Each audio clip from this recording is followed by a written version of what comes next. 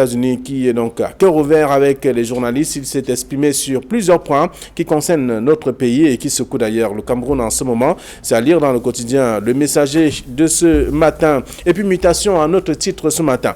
Le journal parle donc de rentrée scolaire. Chercher l'intrus avec des visages bien connus, dans des images que vous invite à regarder pour chercher justement qui est l'intrus, à la suite notamment de ce qui est proposé comme titre du journal ce matin concernant la rentrée scolaire. Le journal a d'autres informations aussi, tout comme intégration qui est en kiosque ce matin, qui parle du nord-ouest et sud-ouest du Cameroun. La rentrée des batailles rangées, c'est le grand titre du journal, et avec pratiquement les mêmes photos, aussi d'autres sujets que je vous invite à parcourir dans le même journal. Intégration qui est en kiosque. Le journal Repère parle donc de lenteur judiciaire, violation des droits de la défense. Le barreau en phase avec le ministère de la Justice, c'est ce que propose le journal Repère de ce matin. Repère qui a également d'autres informations aussi. Et puis l'œil du Sahel qui en kiosque parle de Kolofata, 8 paysans enlevés par Boko Haram à Bourouvéré. C'est une localité également en proie à l'insécurité en ce moment. Mais donc l'armée camerounaise veille au grain par la suite, et avec notamment les personnes qui ont été enlevées. Il y a également du bétail volé dans cette partie de la ville aussi. Et on parle également de Touboro avec une campagne d'établissement des cartes nationales d'identité qui tournent donc au conflit. C'est à lire dans le même journal et du Sahel de ce jour. L'Indépendant parle de Back to School, sécurisation optimale selon bien sûr le journal. C'est à la suite de la rencontre, la réunion tenue par le ministre en charge de la Défense qui a réuni donc le gratin politico-administratif pour notamment annoncer une bonne sécurisation donc des personnes, des élèves et même des établissements en cette rentrée scolaire 2019. C'est ce que le journal propose également ce matin. Le journal qui a d'autres informations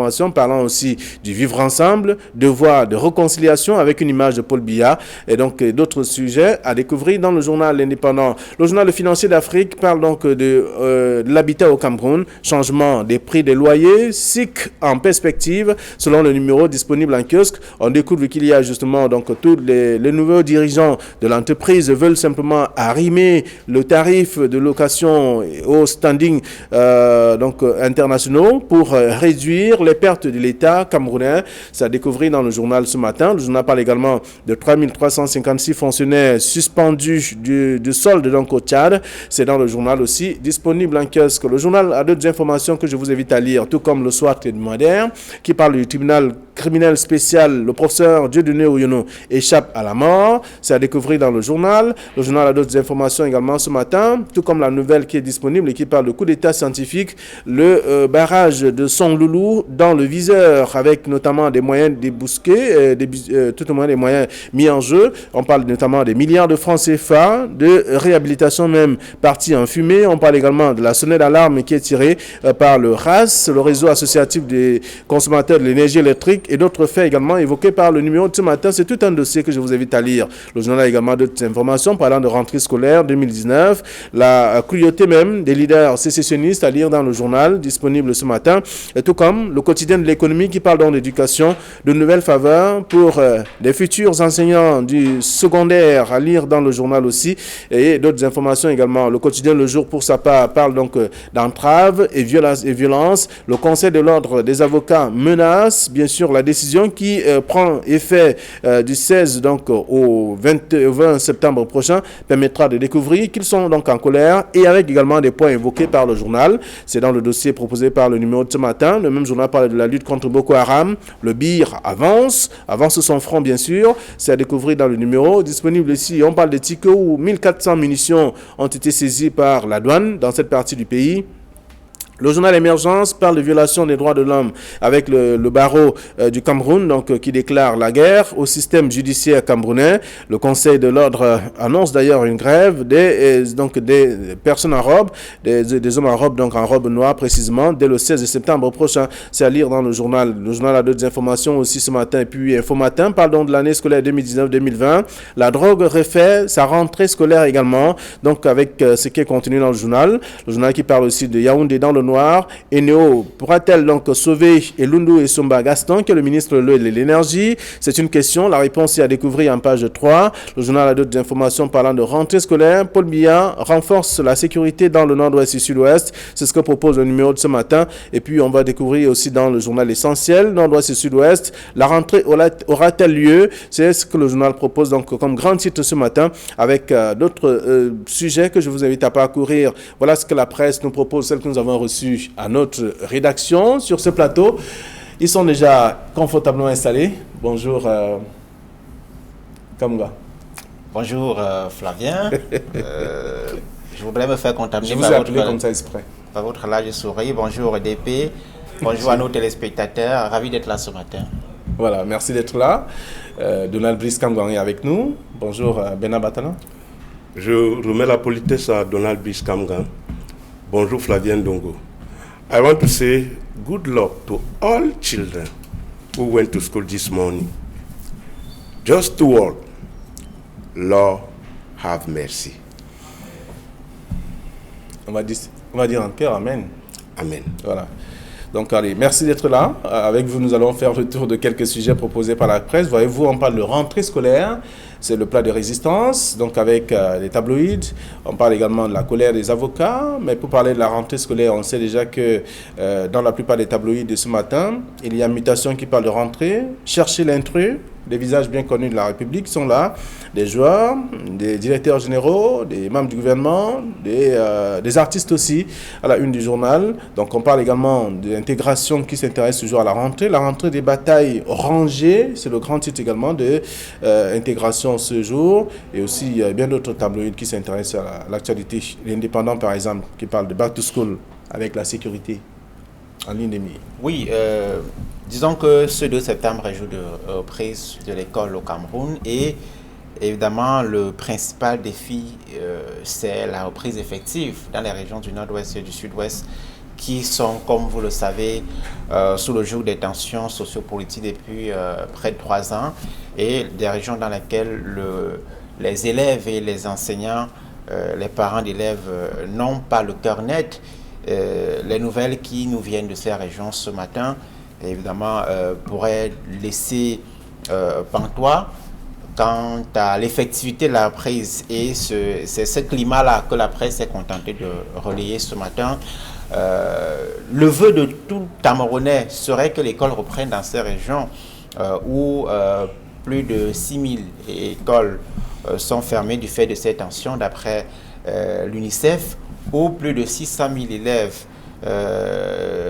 ont interrompu leur scolarité du fait des tensions qui y prévaut. Le contexte sécuritaire reste précaire. Je reprends là les mots utilisés vendredi dernier par le ministre délégué à la présidence chargé de la Défense, Joseph Etiassomo, lors d'une réunion de sécurité à Yaoundé. L'ensemble de ces facteurs-là font qu'on ne peut pas être serein en ce 2 septembre où les élèves reprennent le chemin de l'école sur l'ensemble du territoire national. Qu'est-ce que nous avons fait pour que l'école reprenne effectivement dans ces régions-là? Est-ce que les titres de la presse ce matin reflètent un peu la réalité du terrain? Parlant par exemple d'intégration qui dit rentrée scolaire, rentrée des batailles rangées. Oui, les batailles évidemment que relaie intégration ce matin sont celles en faveur de la rentrée scolaire, mais également celles en défaveur de cette rentrée, puisque vous savez que les séparatistes ont menacé dans plusieurs sorties sur la toile de mener la vie dure à tous ceux qui se montreraient favorables à une reprise effective dans ces régions. Vous avez vu le titre de Mutation qui invite à un jeu ce matin, chercher l'intrus. Ça nous permet également de voir les initiatives qui sont mises en place. Est-ce qu'elles sont sincères? Est-ce qu'elles sont cohérentes? Est-ce que les actes que nous avons posés entre l'année passée et la veille de cette rentrée scolaire nous permettent de penser qu'il y a une réelle volonté de faire reprendre l'école dans ces parties du pays? C'est le moment peut-être d'en parler. Très bien. Alors, Bena Batana, vous parcourez également, vous avez lu la presse ce matin, avec notamment ces différents titres aussi. Mutation avec son titre de ce jour, Chercher l'intrus, avec quelques photos qui sont également présentées à la une du journal. Intégration qui parle de la rentrée des batailles rangées. Alors, il y a un journal qui a titré Are school open? Question mark. Est-ce que les écoles vont ouvrir? Ça, c'est la grande question. Et je pense que c'est la question qui a émaillé l'actualité durant toutes ces 2 semaines. Mais il faut le dire, hein, l'école, on l'a toujours dit, c'est un droit humain fondamental. Il revient à l'État régalien d'assurer l'éducation à travers l'école de tous ses habitants dans toute l'étendue du territoire. Et il faut que cette école soit redistribuée équitablement. Est-ce que c'est le cas aujourd'hui? Est-ce que l'école a repris? Il y a eu tout un random d'organisations, d'initiatives pour que l'école reprenne. Sur le terrain, est-ce que les choses se sont passées suivant les règles de l'art? Je pense que nous, on est des gardiens de la conscience collective, de la morale collective. Et la presse devrait aller sur le terrain pour nous rendre compte de ce que, effectivement, l'école a repris. Est-ce qu'il n'est donc pas précoce de dire aujourd'hui que l'école n'a pas repris dans les régions anglophones? Il ne me revient pas à moi. Il faut que le terrain nous informe de ce que l'école a repris ou pas. C'est de cela qu'il est question. Et puis, en cette occasion solennelle, on s'attendait à ce que le ministre des enseignements secondaires, le ministre de l'éducation de base, aille sur le terrain pour s'assurer de l'effectivité de la rentrée scolaire. Ils vous diront qu'ils ont des représentants, les gouverneurs, par exemple. Et puis, quand on parle il y a des rentrées solennelles. Et puis, quand on parle de rentrée scolaire, on fait justement allusion aux régions du nord-ouest et du sud-ouest. Parce que dans le sud, le littoral et autres, là, il n'y a pas de problème majeur. L'école devait reprendre normalement. Mais dans le nord-ouest et le sud-ouest, est-ce que l'école a effectivement repris à Fundong? Est-ce que l'école a effectivement repris à Idenau?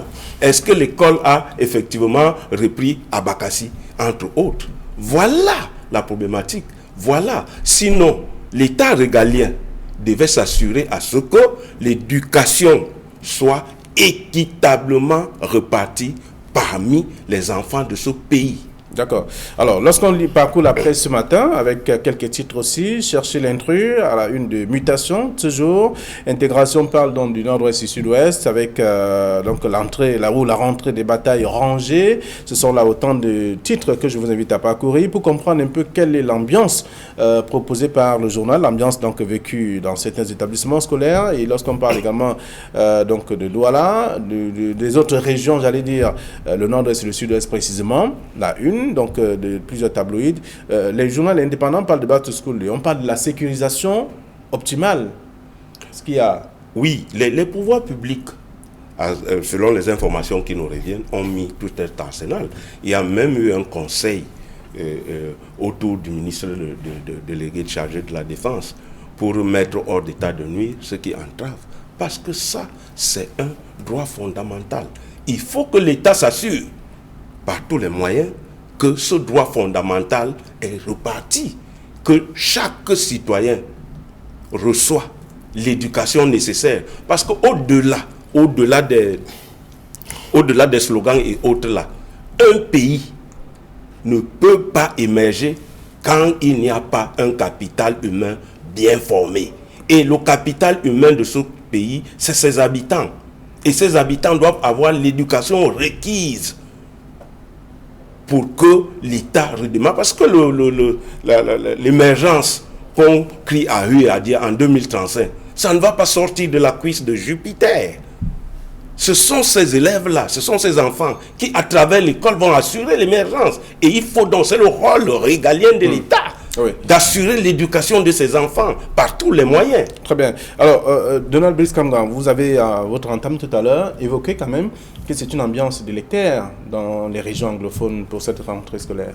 Oui. Et lorsqu'on parle lorsque l'indépendant, comme bien d'autres tabloïds s'intéressent, parle de sécurisation optimale en cette rentrée. Oui, disons que ce n'est que dans la mi-journée et d'ici l'après-midi que nous saurons si l'école a effectivement repris dans le nord-ouest et le sud-ouest ou pas.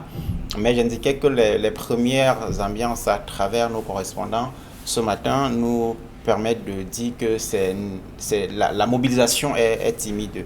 Mais attendons d'ici la mi-journée de faire un bilan un peu plus complet et plus objectif. Sur la sécurisation de ces deux régions, effectivement, les autorités ont annoncé le resserrement du dispositif sécuritaire. C'est une chose, mais le pendant de ce renforcement de la sécurité, c'est aussi que il faut restaurer, sinon accentuer la confiance qu'il doit avoir entre les populations et les forces de défense et de sécurité. Cette confiance qui a été mise en mal ces dernières années dans les deux régions où les éléments des forces de défense et de sécurité ne sont pas toujours perçus comme étant des éléments qui sont là pour la sécurisation des personnes et des biens. Donc cette restauration de la confiance est nécessaire. Sur le statut de l'école, j'entends ça, il a dit que l'école c'est un droit et que c'est une priorité la plus absolue. Justement, c'est un droit et c'est une priorité et il aurait été cohérent que les initiatives, que les actions qui sont menées entre le début des vacances et la fin des vacances qui vient de sonner, il aurait été cohérent, disais-je, que les actions qui sont menées soient des actions cohérentes, justement, qui montrent qu'il y a une réelle volonté de faire reprendre l'école.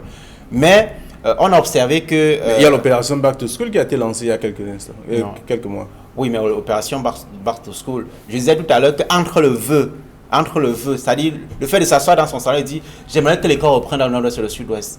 Et ce que nous faisons, exemple la condamnation à quelques semaines de la rentrée scolaire d'un leader séparatiste qui a été forcément en porte-à-faux avec la loi et les institutions de la République, mais dont la décision du tribunal aurait pu être différée pour les besoins de la cause. Exemple encore, ces déclarations va-t-en-guerre de certains dirigeants, de certains membres du gouvernement qui ne contribuent pas à apaiser le climat dans les régions anglophones. Cet ensemble d'actions mises à côté de ces campagnes Back to School, de ces campagnes qui sont menées sur la toile, de ces cérémonies de remise, de dons, d'appui, de paquets minimum, ça et là, évidemment, ne sont pas cohérentes. Ces actions ne sont pas cohérentes lorsqu'on voit que la situation sur le terrain perdure, alors que nous persistons, notamment nos officiels, dans l'hypocrisie en disant que non, il faut laisser les enfants aller à l'école, alors que le climat sécuritaire, nous n'avons pas créé les conditions qu'elles se décrispent, les cœurs, nous n'avons pas créé les conditions d'un apaisement, si oui, sinon nous menons des actions qui chaque jour contribuent à faire en sorte que les gens pensent qu'ils sont exclus de la République. Donc, l'école est un élément important et les séparatistes savent que c'est un élément important. Et c'est justement par cette école, le fait d'empêcher aux gens d'aller à l'école, c'est par ce facteur-là que les séparatistes tiennent leurs adversaires, ceux qui considèrent comme leurs adversaires en face, à savoir le pouvoir public. Très bien. Alors, lorsqu'on a fait le tour, en tout cas parlant de cette rentrée, il y a également une autre rentrée annoncée par le journal Info Matin, année scolaire 2019-2020, avec la drogue qui refait sa rentrée scolaire aussi. On retrouve la drogue désormais même à l'école primaire. Oui, la drogue est devenue de plus en plus un problème de société. Et avec la rentrée des élèves, tel qu'on sait, on en trouve plusieurs dans les établissements. Des enfants qui prennent la drogue, le tramol et autres là. Donc avec la rentrée scolaire, on peut estimer qu'il y a en même temps une rentrée de la drogue. Mais si en soulevant ce problème-là de la drogue, c'est une sonnette d'alarme qu'on tire par rapport au pouvoir public. Parce que moi, je pense toujours que nous sommes dans un État organisé. Dans un État organisé où il y a un certain nombre de règles. Et qu'il y a des services qui sont chargés de lutter contre la drogue. Il y a des ONG. Donc, ces ONG doivent se mettre en branle. Quand on a tiré sur la sonnette d'alarme, on ne va pas attendre qu'un élève soit poignardé au lycée de Deido pour comprendre qu'il y a plein de drogués dans les établissements scolaires. Moi, je pense que c'est un pan qu'on devait regarder. Moi, je pense que c'est un programme même qu'on devait de plus en plus introduire dans les programmes scolaires. Leur sensibiliser sur les méfaits de la drogue, sensibiliser sur les méfaits du tramol et autres. Moi, je pense que c'est un sujet très important qu'on a soulevé au moment où les élèves reprennent le chemin de l'école. Pour leur dire que c'est l'école, ce n'est pas la drogue. D'accord. Après tout ce qu'on a décrié quand même l'année dernière et même dans les années écoulées, on a parlé de la drogue en milieu scolaire et bien entendu, entre-temps, certains enseignants, certains chefs d'établissement ont essayé de prendre des dispositions.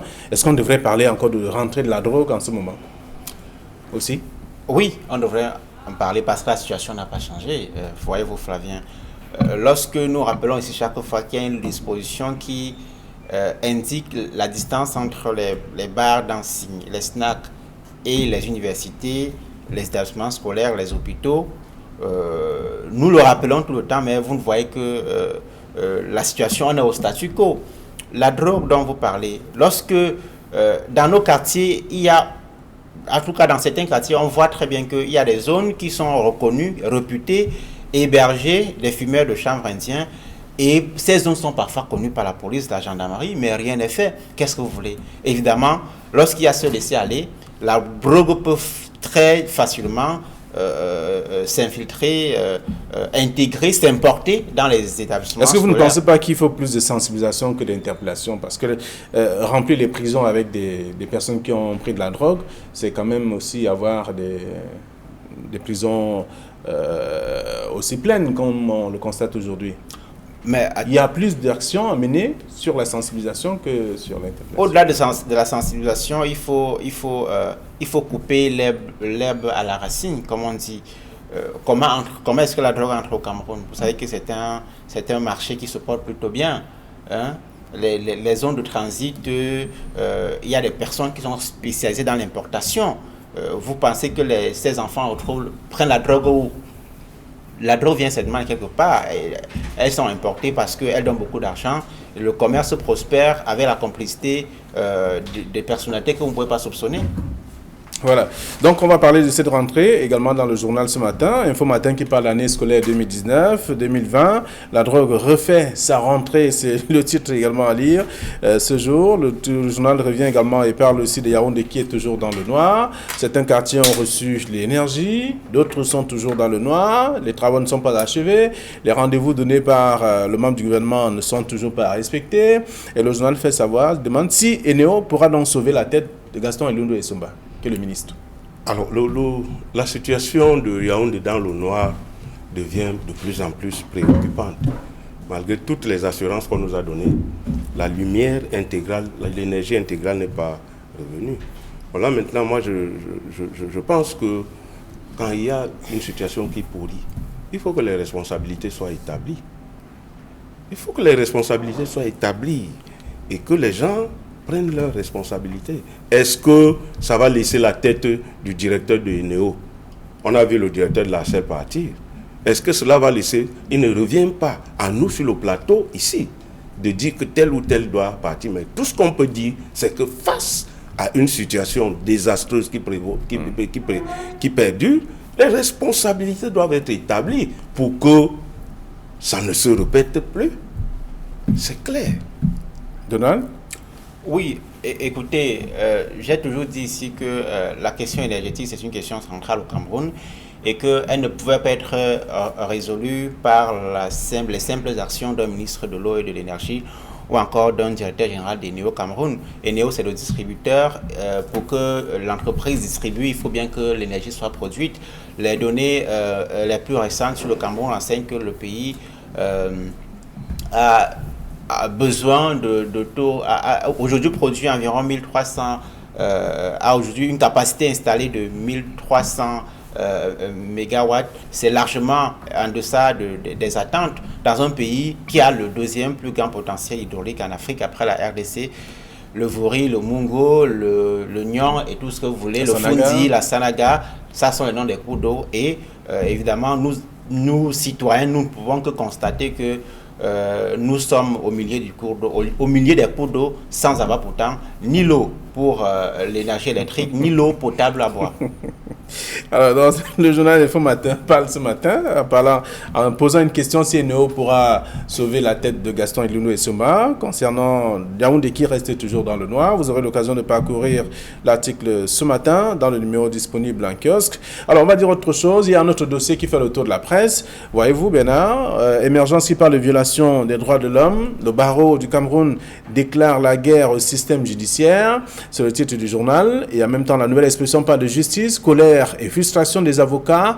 Le Messager parle donc de le régime Biya qui s'offre donc une nouvelle grève des avocats. Autant de titres pour qualifier la situation ou tout au moins le comportement, l'attitude même des hommes en robe noire.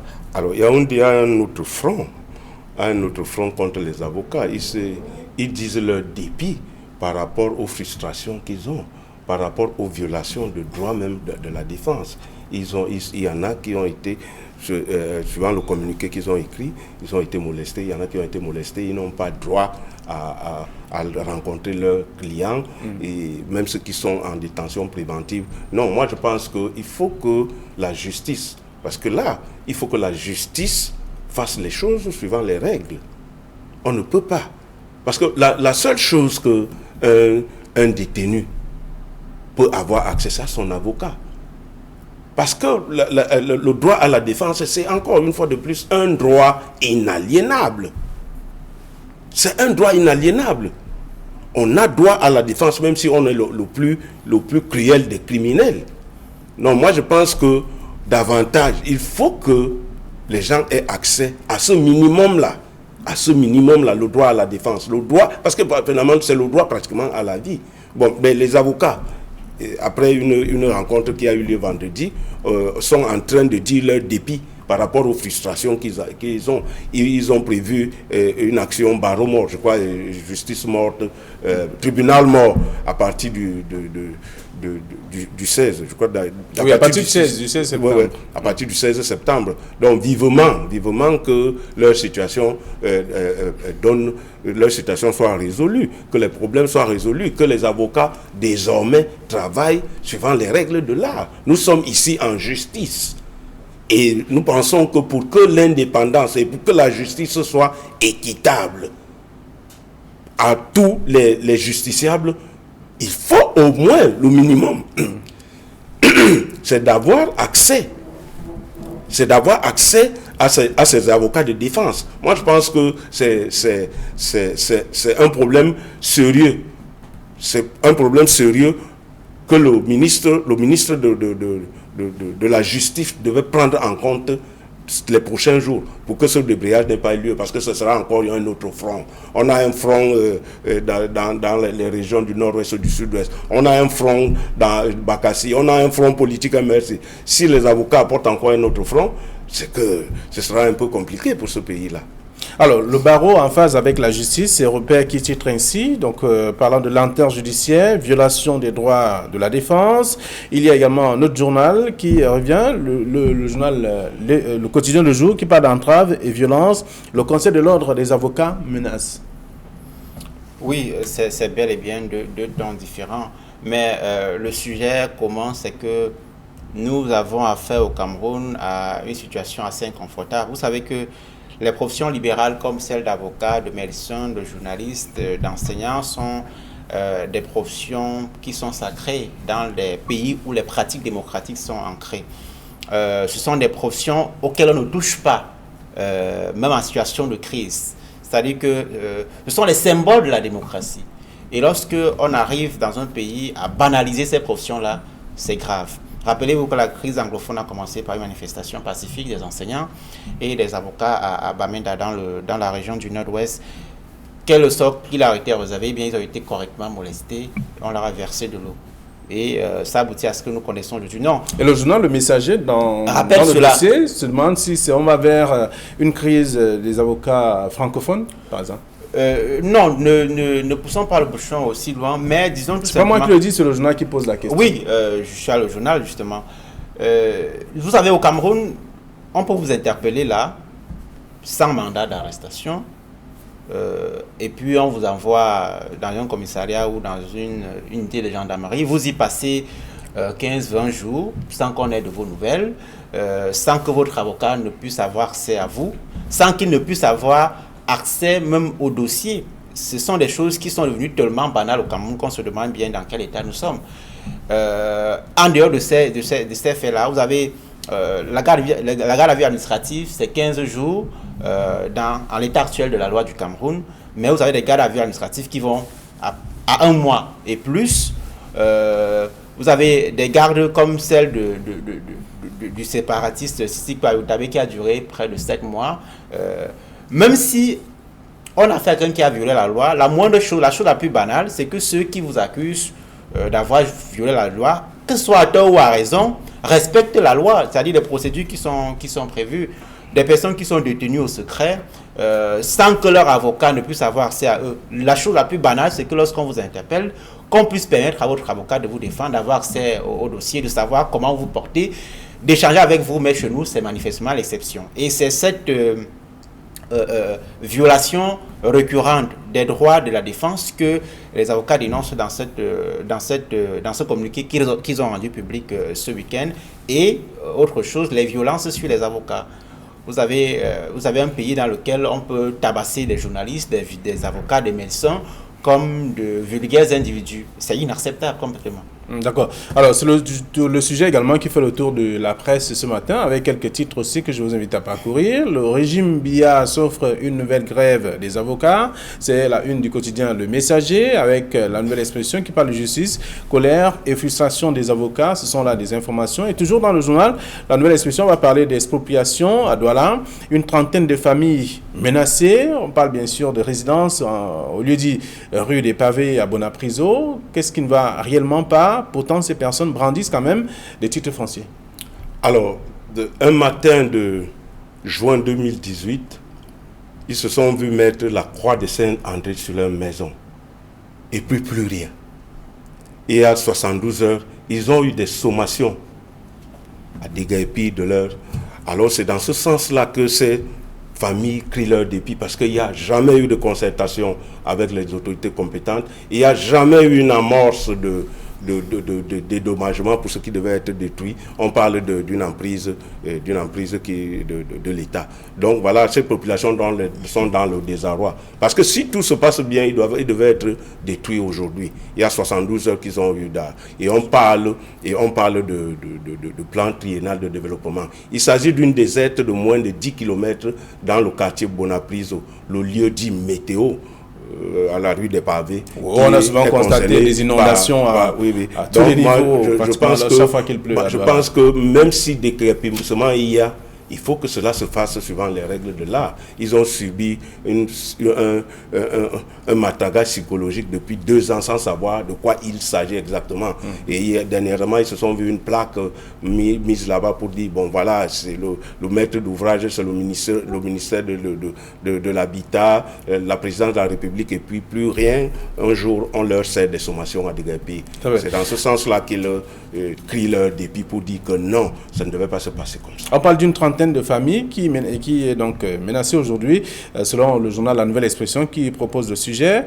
On ne peut pas passer une seule journée sans évoquer un cas de litige foncier quelque part dans la presse. Je crois qu'il y a une organisation de la société civile qui a indiqué, après une enquête, que les litiges fonciers constituent désormais une bombe à retardement au Cameroun. C'est-à-dire que la multiplication des cas de litiges fonciers fait craindre à ces ONG-là des tensions sociales liées à ces questions qui sont devenues d'actualité de plus en plus. Il y a ce cas à Bonapriso dans le premier arrondissement de Douala, ça c'est en centre-ville.